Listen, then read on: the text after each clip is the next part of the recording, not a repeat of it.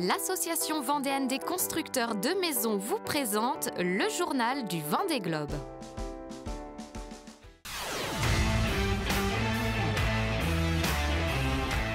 En tête depuis le 30 décembre, Charlie Dalin poursuit sa remontée de l'Atlantique aux commandes devant Johan Richomme.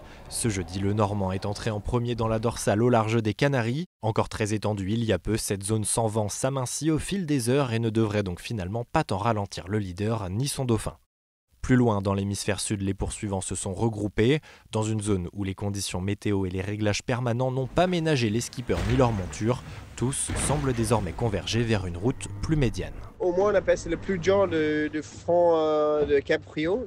Donc ça, c'est cool. On va chercher le bascule dans l'est avec les alizés.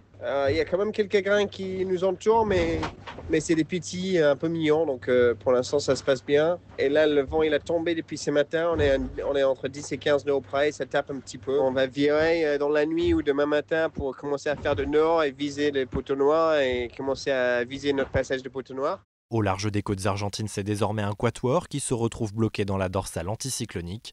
Damien Seguin et Romain Attanasio ont vu fondre leur avance, désormais rejoints par Jean Lecam et Alan Roura. Les planètes se sont un peu alignées et j'ai poussé un peu le bateau aussi, donc je suis content. Voilà, c'était une belle nave depuis l'Earl jusqu'ici, et même là encore, là c'est cool parce que là, en vitesse, je suis pas ridicule par rapport aux autres, donc je suis content de revenir avec des bateaux qui ressemblent un peu plus aux miens, donc c'est chouette. En fin de Pacifique, Arnaud Boissière, Violette d'Orange et Éric Bellion s'apprêtaient à franchir le Cap Horn ce jeudi après-midi.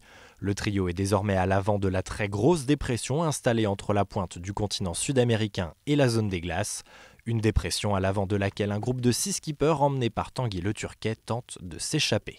J'ai vraiment failli m'arrêter avant le Cap Horn pour la laisser passer. Finalement, j'ai décidé d'y aller et je regrette pas parce qu'elle n'est pas si violente que ça. Tu vois, là, j'ai que 40 nœuds entre guillemets, donc c'est gérable. La mer est assez plate parce que je suis sous le vent des Malouines. C'est ma dernière dépression du sud. Et dans 24 heures, c'est t-shirt et soleil, donc j'ai hâte. À noter enfin ces dernières heures plusieurs tracas pour 2 skippers au niveau de l'acquis de leur IMOCA. J'ai fait une marche arrière cette nuit parce que j'avais pris un truc dans l'acquis. Et en fait, je me rends compte en regardant la caméra, voilà, je vois l'acquis, il y a plein d'algues. Il y a plein d'algues dedans. Des sargasses, et il y en a des champs partout.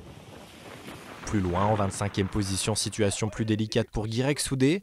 Mercredi, le skipper de freelance.com a dû plonger dans une eau à 5 degrés pour démêler une de ses voiles tombée à l'eau et enrouler autour de sa quille.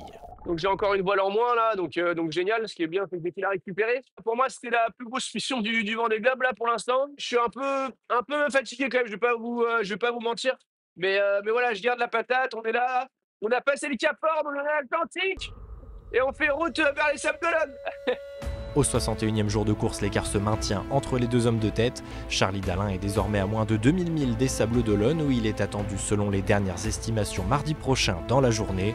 Derrière, encore environ 2 semaines de course pour les poursuivants de Jérémy Bayou, 4e à Justine Métro, 10e.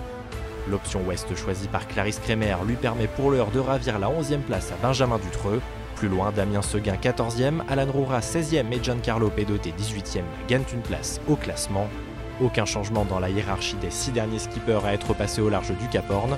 En approche du 3e et dernier grand cap du Vendée Globe, Arnaud Boissière est passé en tête du trio qu'il compose avec Violette d'Orange et Éric Bellion. À l'arrière, statu quo, ils sont désormais 3, Manuel Cousin, Fabrice Amédéo et Denis Van Winberg à naviguer à plus de 8000 milles de la tête de flotte.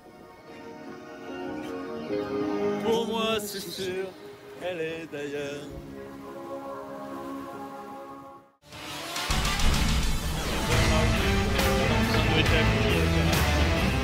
C'était le journal du Vendée Globe par l'association vendéenne des constructeurs de maisons.